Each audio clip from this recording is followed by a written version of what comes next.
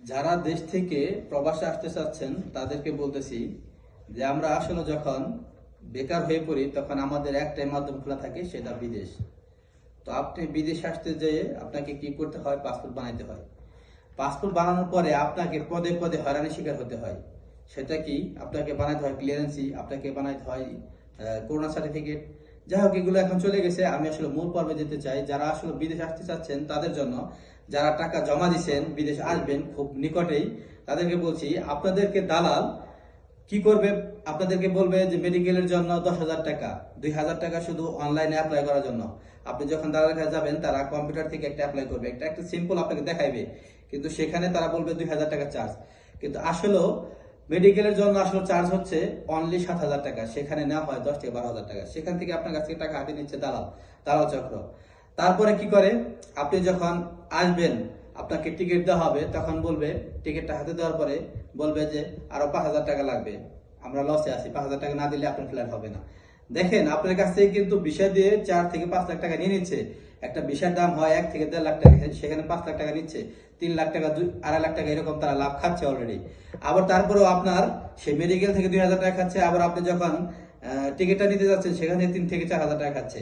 এবং কি করতেছে দর্শক, যখন আপনি চলে আসবেন ঠিক সেই মুহূর্তে আপনাকে একটা কন্ট্যাক্ট ফর্ম আপনার হাতে ধরে দিচ্ছে।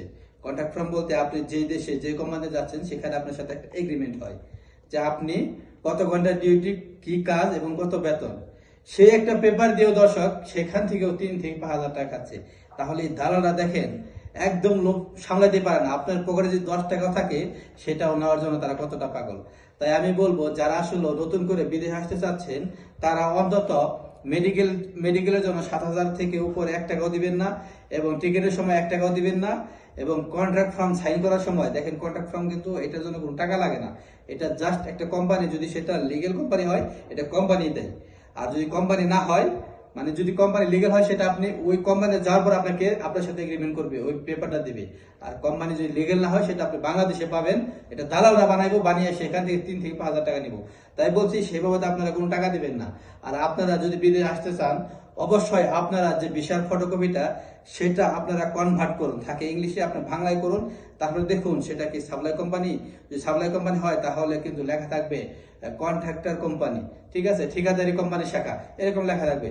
তো সেটা যদি দর্শক আপনারা দেখেন, তাহলে অবশ্যই আপনারা আসবেন না। কারণ সৌদি আরবে বর্তমানে সাপ্লাই কোম্পানি এতটা ভয়াবহ, সেটা আমি আপনাদেরকে বুঝিয়ে বলতে পারবো না। তাই বারবার বলতেছি, আপনাদেরকে রিকোয়েস্ট করতেছি, যারা আমার ভিডিওটা দেখতেছেন অবশ্যই শেয়ার করবেন, যাতে অন্য ভাইয়েরা এই ভাইদের মতো এসে ফেসে না যায়। হাজার হাজার লক্ষ লক্ষ লোক বর্তমানে সৌদি আরবে এসে কাজ পাচ্ছে না, এবং কোম্পানির হয়রানি শিকার হচ্ছে। তাদের কি কামা দিচ্ছে না, বেতন দিচ্ছে না, কথা বলে টর্চার করতেছে, মারধর করতেছে। তা আমি চাচ্ছি যে আপনারা অন্তত এখান থেকে বাঁচেন, আপনারা দেশেই কিছু করুন, বিদেশের উপর ভরসা না করে। প্রিয় দর্শক, আল্লাহ হাফেজ।